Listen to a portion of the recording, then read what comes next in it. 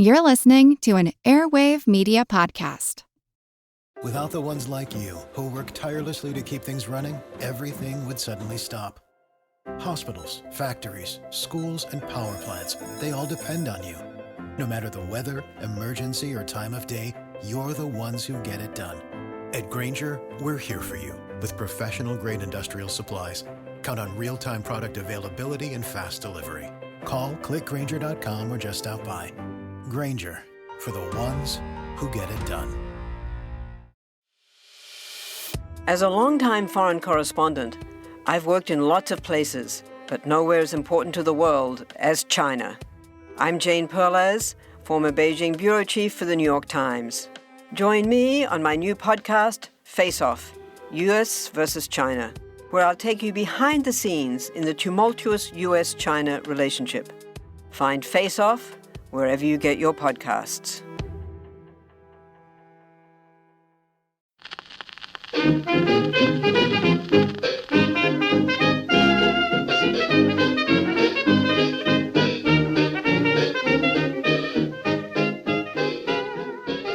Hello, delicious friends, and welcome to Who Did What Now, the history podcast that's not your history class, with me, your host, Katie Charlwood, history harlot and reader of books. So, I am just back from tour. Well, I say just back. I was back last night, and I was super tired, and I decided to sleep instead of recording a podcast, and you're all having to suffer for it. I'm sorry. I just wasn't feeling it, and you can even hear my voice still isn't fully back. So, one of the gigs was in this little speakeasy down the stairs, and so it was a very small room. And they're like, you don't need a microphone because it's so small. And I just keep thinking, I do, because I need to project otherwise, and it's clearly not doing me too well because my throat's not doing great. My voice is a wee bit dodgy, but that's fine. So I did pick up a really cute copy of Lessons in Chemistry. So it's like a hardback, but like the fabric cover hardback, you know, the sexy kind. Yeah. And it's got like a periodic table of elements on it. It's fab. And as I was buying it, clearly the book clerk man saw me and was like, yeah, she's gonna want this recommendation. And he goes, oh, have you read this before? He says, of the book I'm purchasing. And I went, yes, but this cover was prettier. I make no apologies for it, friends. So I'm buying this book, and he goes to this selection of books that are sitting on the till, on the desk thing, whatever it is. Counter, even. Who knows what it is, but one of those. And so he points at that, and he goes, hey, there's this book where people die and they think this woman is killing people via butter. And of course, I'm sold. Like, butter murder. I am here for butter murder. Like, that is the way to go.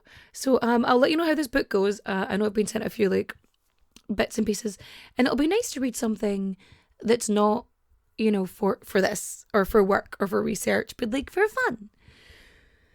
But it's been a fun, exciting weekend. I love going on tour. It's actually really, really fun. I just need to be better organized and to maybe go into smaller pockets. I don't mind traveling long distances. I just feel like there are easier ways to do it. I'm just fucking exhausted. I'm so tired. But I know I'm planning the US next year in the Northeast, definitely. After that, I'm not sure. I just know the safety and travel in one location. So I'm like, I'ma do this. And yeah, so that's that. But I know what you're thinking. You're thinking, quit your jibber jabber and fact me. In fact, you I will. But first, we've got to get our source on. Our sources are Crime and Criminals by J. Sanderson Christensen, Alchemy of Bones, Chicago's Luetgert murder case of 1897 by Robert Lurzel, The Bloody Century by Robert Willem, Forensic Anthropology by Clyde Collins Snow, The Sausage Vat Murder by Troy Taylor, Celebrated Criminal Cases of America by Thomas Samuel Duke, we have an article by Adolf Luetgert in the St. Louis Republic. And of course, our favourites, Murder by Gaslight and the Smithsonian.com. Are you sitting comfortably? Good. Then let's begin. Our story starts kind of at the end. So it's the 7th of May 1897 in Chicago, Illinois, and the police are searching A.L. Luetgert's sausage factory because his wife, Louisa, is missing, and no one has seen hide nor hair of her for the past 6 days. Her younger brother Deirdre, who is just up to high dough, completely worried that he hasn't seen or heard from his sister for nearly a week, he goes and reports her disappearance, her suspicious disappearance, to the police. And so they decide to have a little look around. And as they're searching the A.L. Luetgert sausage factory, they are hit with the stench. A stench that leads them to a vat which should not be in use, but has recently been in use. And so they empty and drain the vat. And after a quick peek inside, Adolf Luetgert is handcuffed, thrown in the paddy wagon, and driven off to jail. After which, the Sausage King of Chicago would be tried in one of the most infamous crimes of the Gilded Age. But how did we get to here? We'll just roll back a wee bit. So this all starts in, well, we're still in the 19th century, the 1800s, and Adolf Ludwig Luetgert is born, as many men are, a son. He was born on the 27th of December 1845 in Gütersloh, Westphalia. It's now Germany. It's just a region that after the Franco-Prussian War became Germany. He is one of 10 children, because of course he is. And he has a twin who lives, I think, nearly as long as he does. Like, almost as long as he does.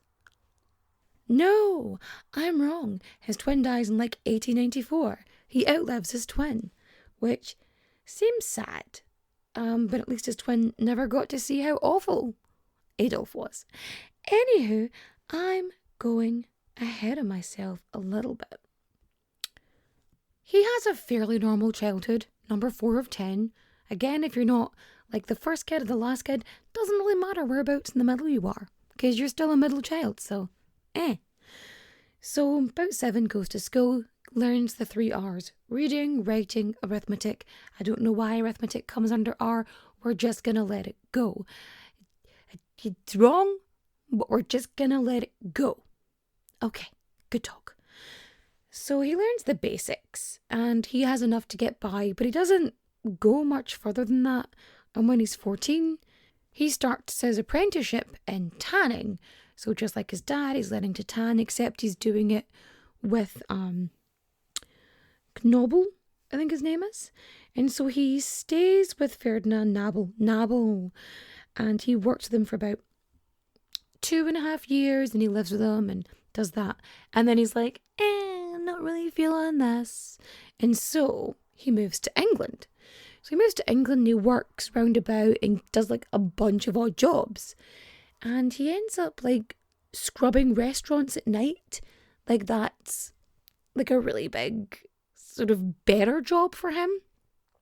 In fairness, it's England. They're not exactly the most welcoming of areas.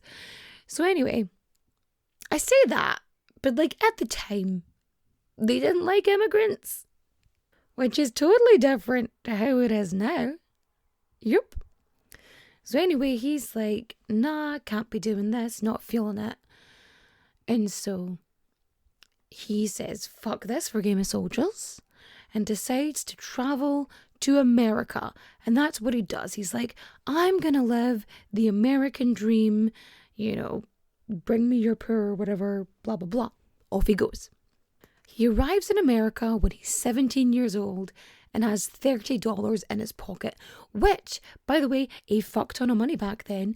Oh, I only had $30. Sorry, you had what?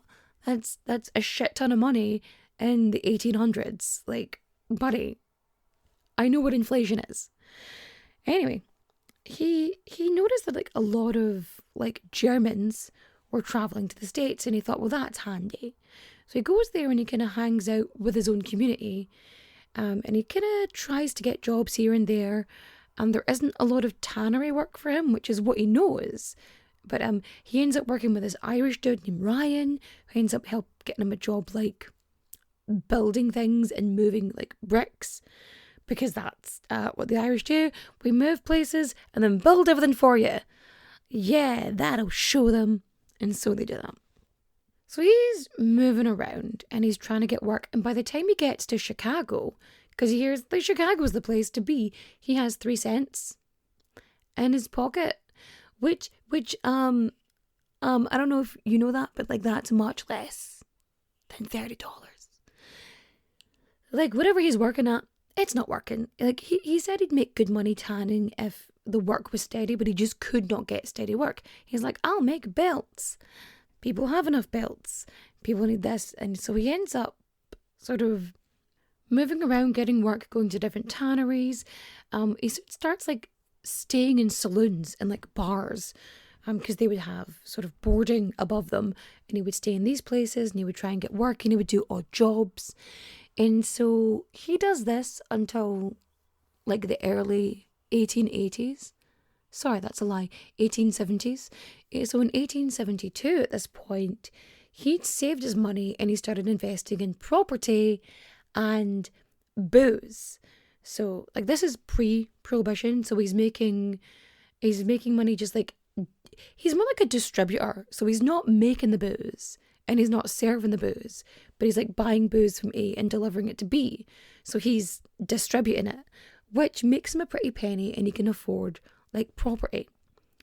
And there in 1872, he meets Caroline Rupke, who is also a German immigrant to America.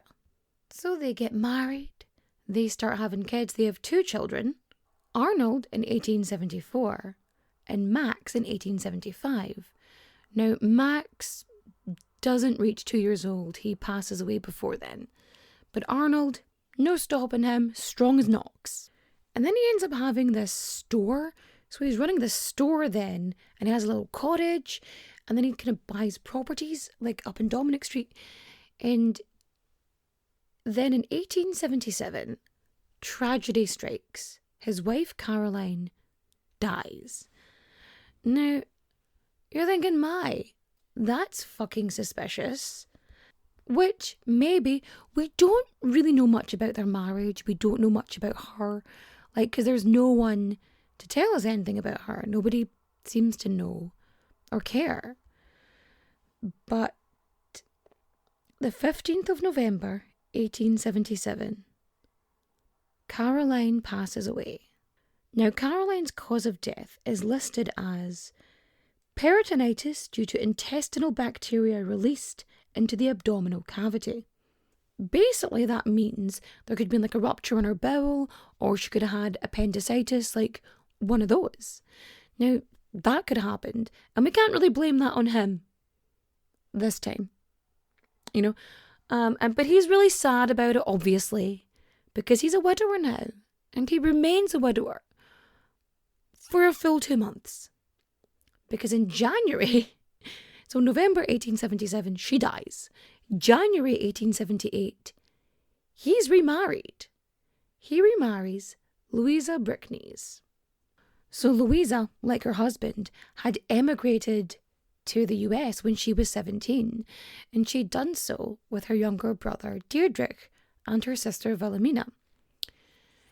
So for a while she was working in Fox River as a maid, and when she meets him, she's 23 and he's almost 32, so there's a 10-year age gap.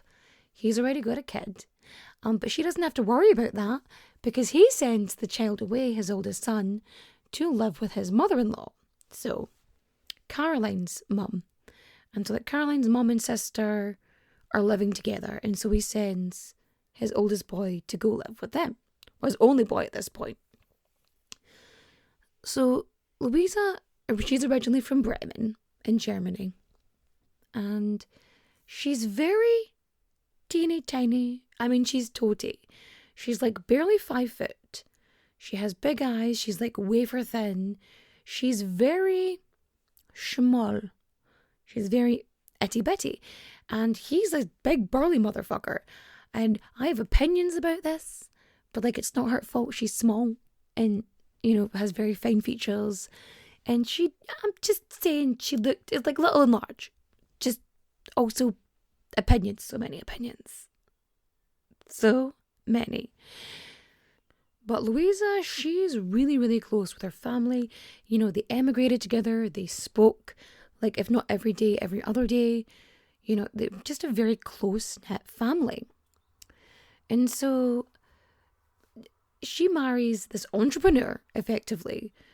And he starts thinking that people in Chicago love German sausage. So yeah, from 1879, he has this sausage business. And the thing about sausage making in this time period is like you would manufacture it in the winter. So, because that's when you would make it.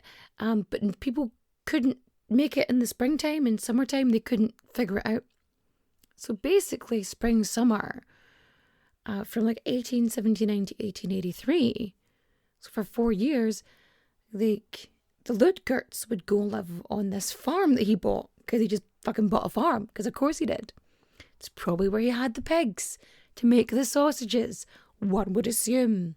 He built his house in this farmland, and Louisa, she's not exactly keen on it, but it's fine. It's fine. And her brother ends up coming out to like live with him for a little bit because he knows farming. And Adolf Luetgert doesn't know farming. He bought a farm, doesn't know how to fucking farm. Didn't think that might have been like a prerequisite or anything. No. Fuck it, doesn't matter.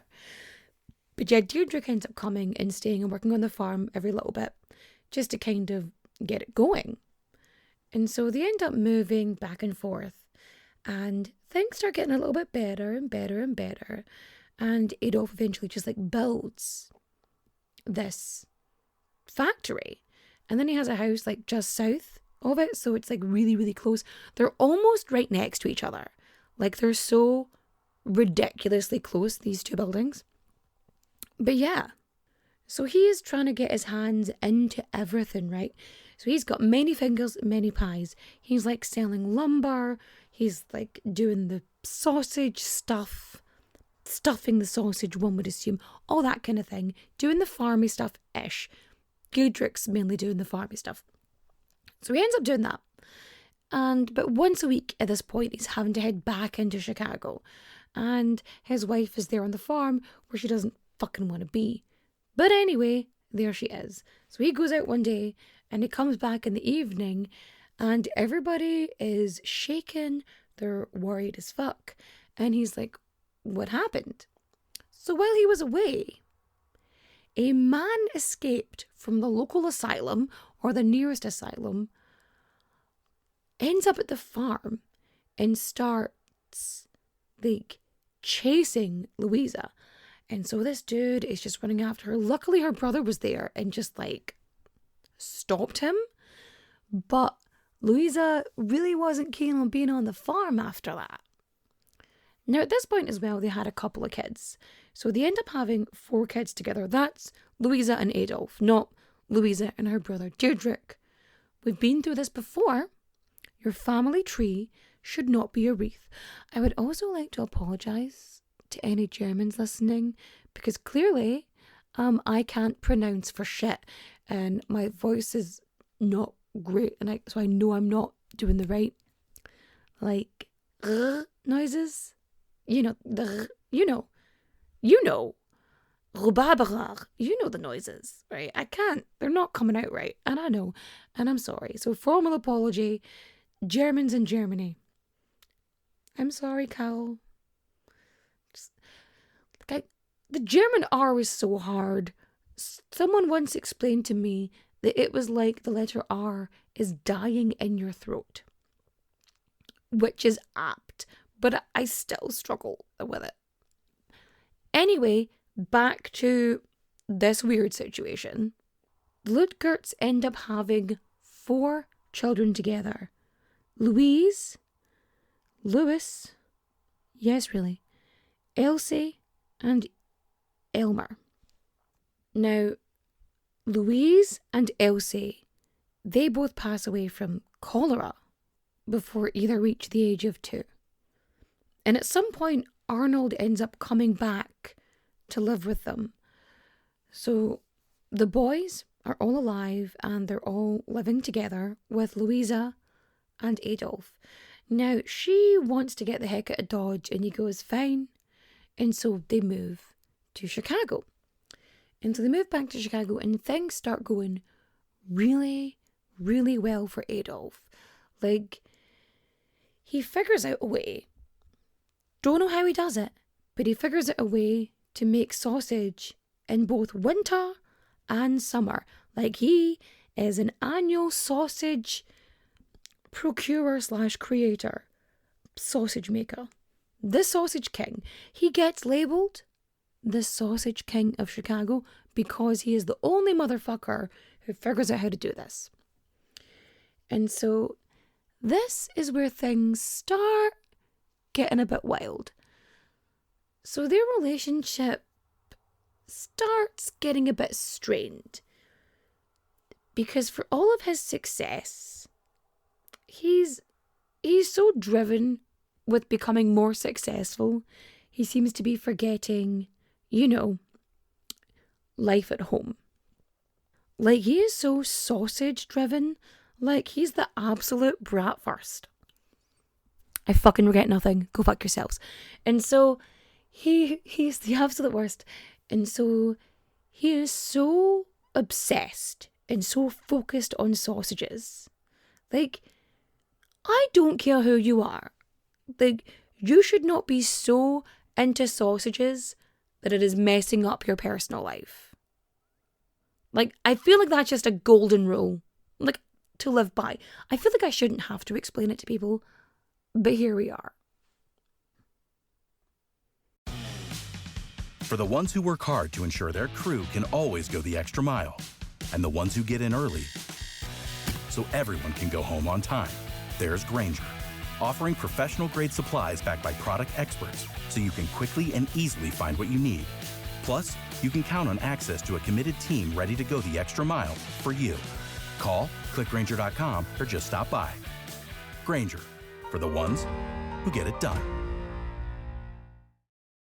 I'm Jane Perlez, longtime foreign correspondent and former Beijing bureau chief for the New York Times. I've been a foreign correspondent in lots of places: Somalia, Indonesia, Pakistan, but nowhere as important to the world as China. I mean, China is not dropping anti-democratic paratroopers into Montana. But of course, we did see things like the weather balloon / spy balloon riveting the whole country for a week. This is Face Off, an 8-part series in which we'll take you behind the scenes to key moments in the tumultuous US-China relationship. We'll speak with a diplomat, a spy, a tech reporter, a US admiral, even Yo-Yo Ma. Plus, my pal and noted China historian Rana Mitter joins the conversation. We'll look at what's driving the two nations apart and explore whether anything can help bring them back together. Face Off launches April 9th. So Adolf, who at this point has changed his name to Adolf Louis Luetgert, because his middle name was Ludwig, and he's like, I need something slightly less German, because Adolf Luetgert isn't a German name. Pal. Buddy. Come on.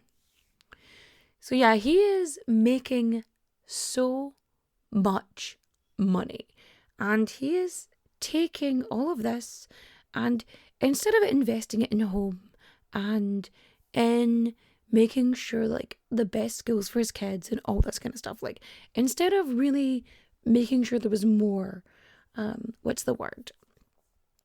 miscellaneous cash is not what I mean. Disposable income.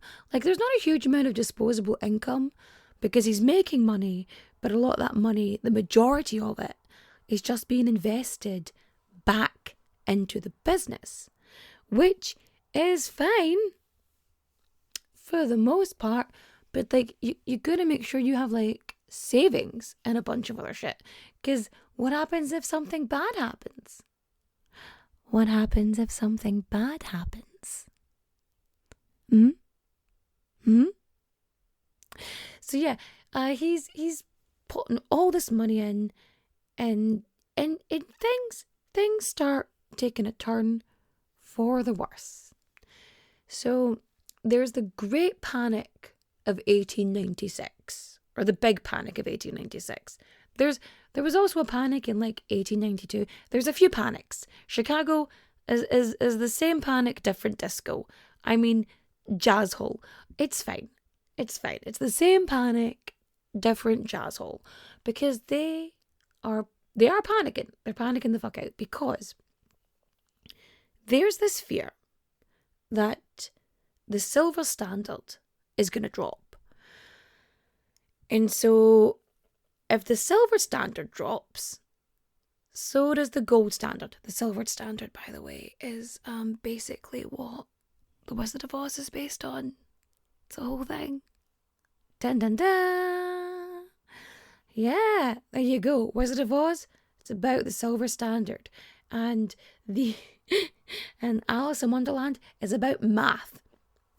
Who'd have thunk it? There you go. There's some literary facts for the day. So yeah, the silver standard, they're worried it's going to drop. Like they're waiting for it to drop. And then they think if that drops, then the gold, standard is going to drop. And banks start failing. And we've lived through a recession. Most of you have at least lived through a recession, unless you're quite young, in which case you've lived through it but might not even know it. Oh my God, are some of you not? No, you have to have been born after 2006, right? Right? Please tell me you're born after 2006. Because honestly, oh no, babies, wee babies.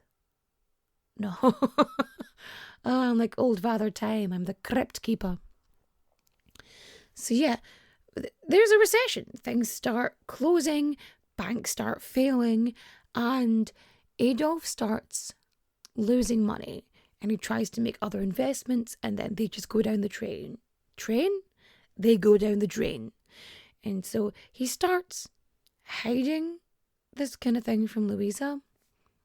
And it doesn't work because she finds out that they're losing money.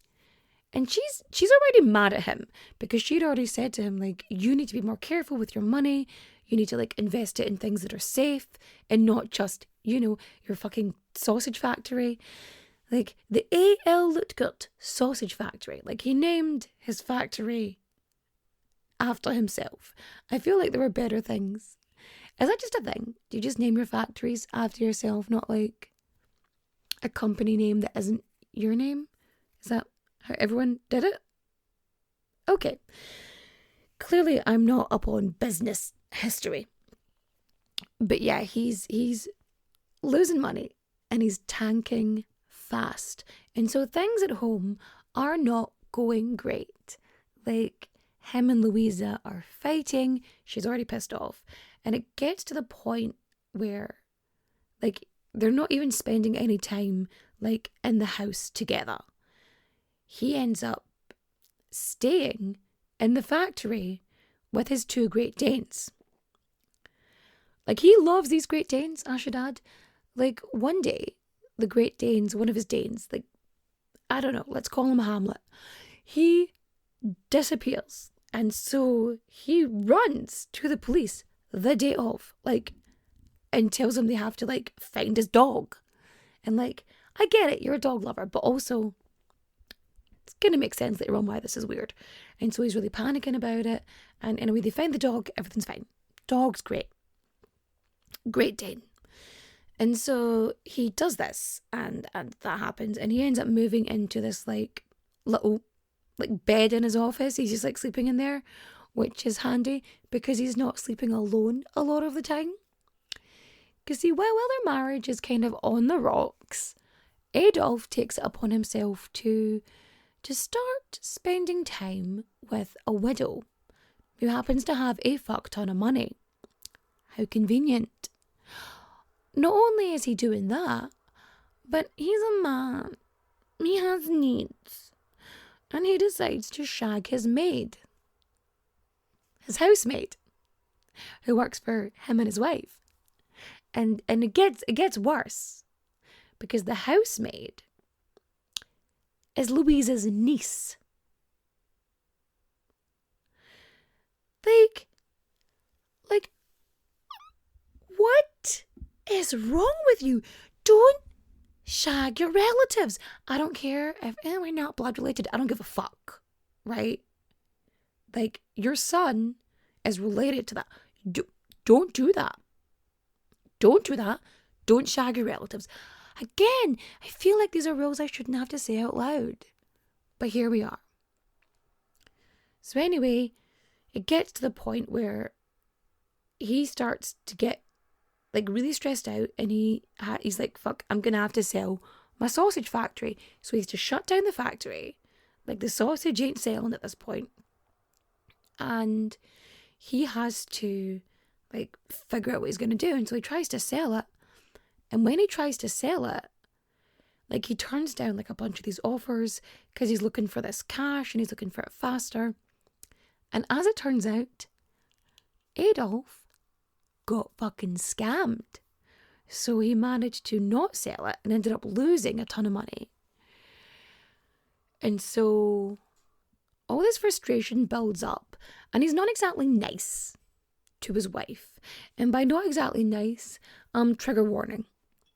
Abuse. He is known to be violent with her. Like, they fight sort of tempestuously all the time anyway at this point. There's lots of sort of pent-up aggression and anger and rage. But, like, then he starts hitting her. Which, you know, he's a big guy.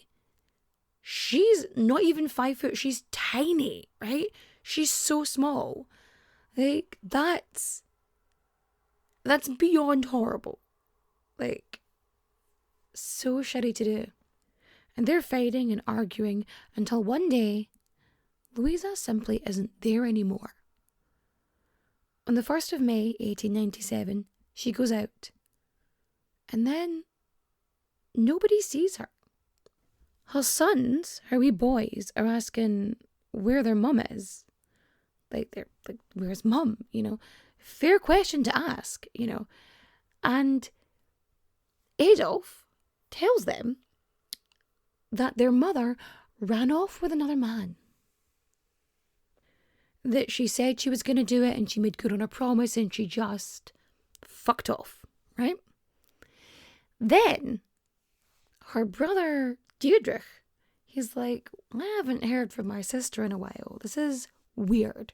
And so he goes to visit and he asks where she is. And Adolf tells her that, oh, she's off visiting, you know, your sister. And Deirdre's like, I feel like I'd know if that was happening. And so the boys are like, oh no, mummy ran away with this man. And Deirdre, his hackles are up. He's like, that doesn't sound right. And then he goes and he checked with his sister anyway, Wilhelmina, and she's not there either. She hasn't heard from her. And so then he goes to the police and he's like, my sister's missing. But her husband hasn't reported her missing. Her husband, who reported the dog missing after an hour, but didn't report his wife. Now the police are like, that's a bit weird. That's a bit suspicious. And so they go and interview Adolf, going like, hey, where's your wife? And his story changes. He's like, she's with her sister. She's with some man. She's back in Germany. And the police are like, yeah, this is really bloody suspicious, this is. And so they ask around if anybody has seen her. And the night watchman of the factory, which has been closed down for about 10 weeks at this point, he says, yeah, I thought I saw her going into the factory with the boss. on like such and such a night, so May 1st.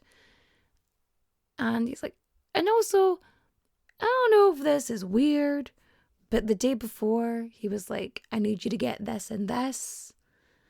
They're like, supplies, for the factory. Oh, because it needs to be cleaned. And the officers go, okay, let's look into this. And so the day before, so the 30th of April, Adolf Luetgert had purchased arsenic and potash. It's basically like these mined salts that contain potassium.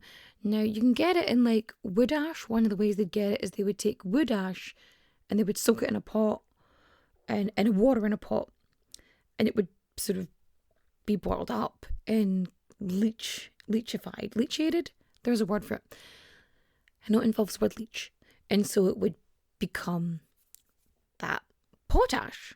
And so it would be used in like agriculture, it's used for fertilizer, and it's used in food manufacturing. And so obviously it's used to make sausage. And so he used it for that. Now again, factory not open. But he's got that anyway. And he's got arsenic, which he says is for the rat problem in the factory, which that in itself is fair enough. Louisa is missing, remember, and after interviewing Adolf and interviewing the night watchman, who on May 1st, after himself showed up, was like, hey, I need you to grab a few things for me and then you can take the rest of the night off, which was, again, weird, but the night watchman at the time didn't think about it. And it was only after, when he was questioned, he was like, oh no. Like, he thought he saw Louisa accompany her husband into the factory, which he thought, again, was a bit odd, to be honest. So she goes in, and that's the last time anyone sees from her. Naturally, the police are like, we have to search this factory. Remember, it's like really close to the house as well. It's so fucking close.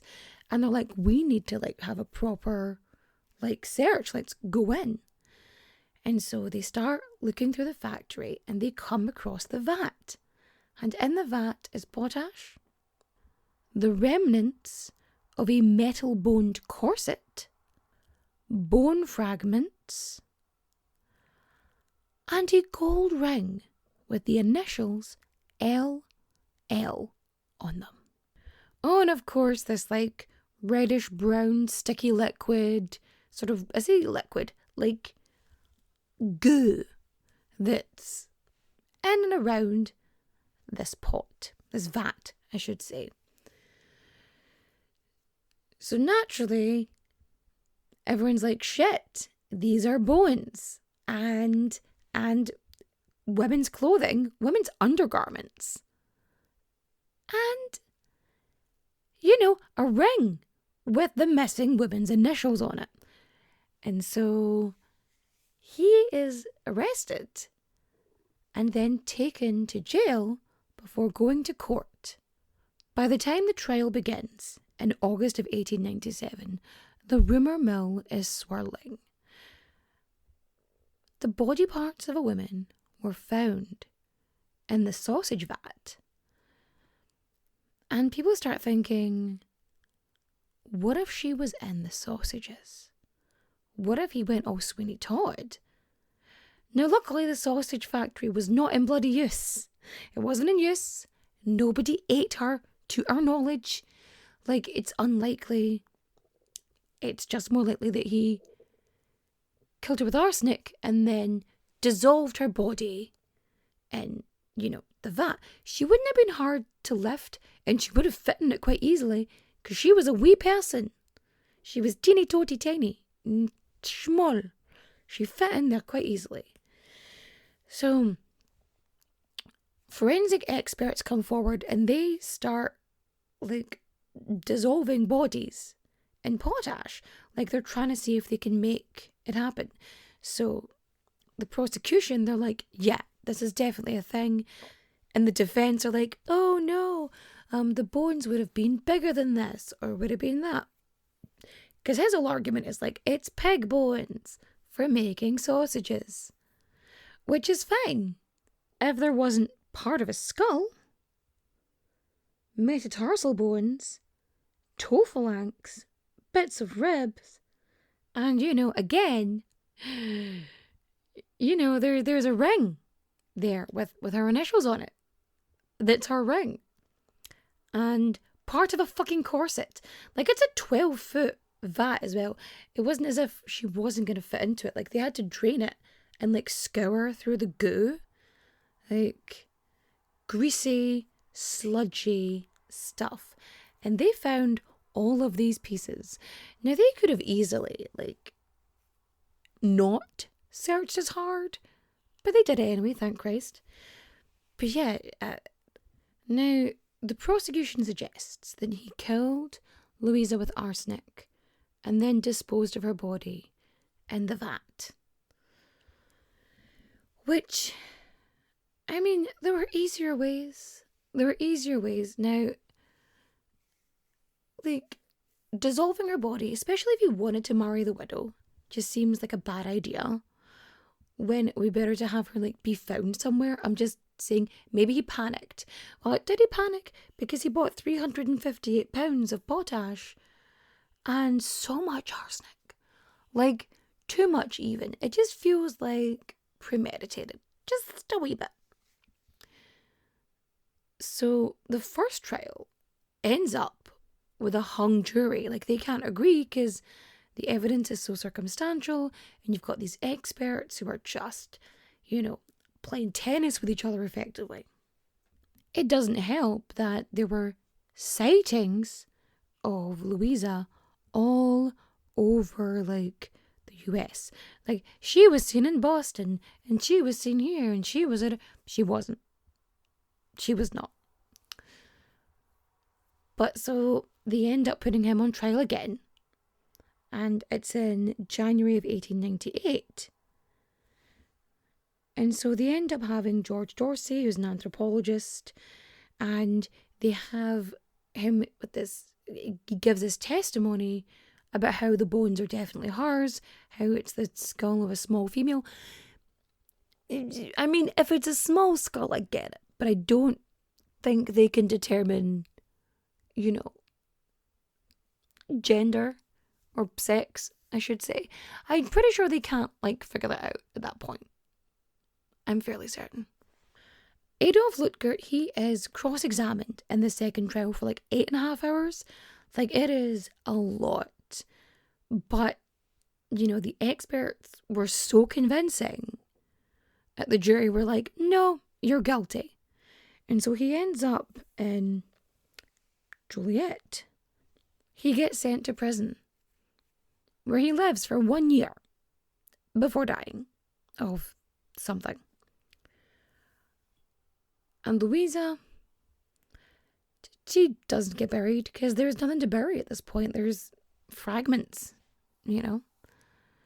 And her children, they're supposed to go into the care of her brother Deirdrich, but he doesn't show up for court. For some reason, we don't know why. He just doesn't.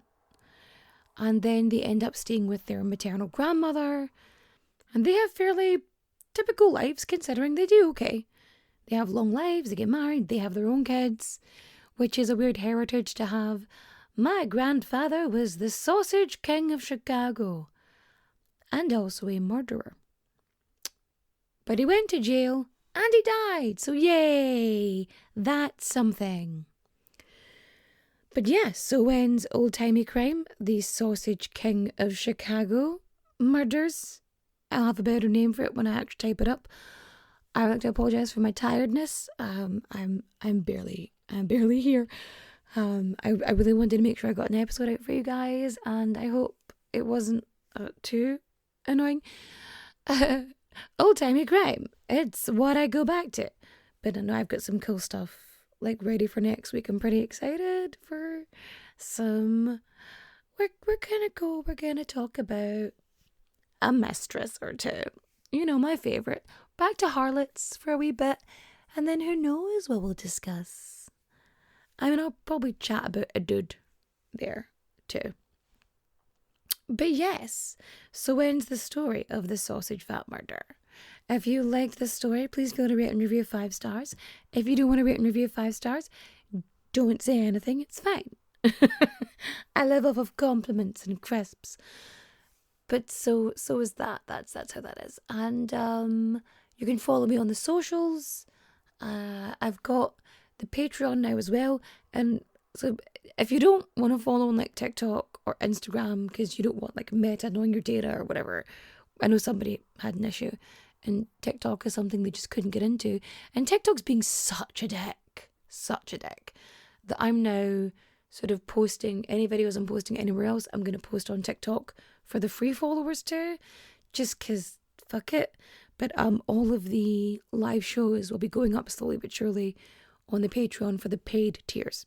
So that'll be going up soon. And the murder of Roger Ackroyd will be continuing soon, part of the Who Done It What Now. That starts soon enough. And yeah, I think that's it. Oh, the Glasgow show, the next tour. The next show has been announced. It's June 2nd, 2024. And yeah, that's happening. And the place is accessible. Yay. So for recommendation time, for reading, we are going to recommend Lessons in Chemistry by Bonnie Germish. The book's over there, but I can't see it because I don't have my glasses on. But yeah, it's really good. I know I bought a second copy of it, but it's fabulous. Read that. For watching, I'm going to suggest Artful Dodger, because clearly I have weird issues with my childhood. It's okay. I also like surgeons. I have a thing about old-timey surgeons. I think it's fascinating. So that's interesting. And I'm learning about science, so that's nice. And for listening, listen to Taylor Swift's new album. Why not? You should totally do it. It's a good time. Yeah, that's everything. And so I shall see you next time. Adios. Au revoir. Auf Wiedersehen, my friends. Bye-bye.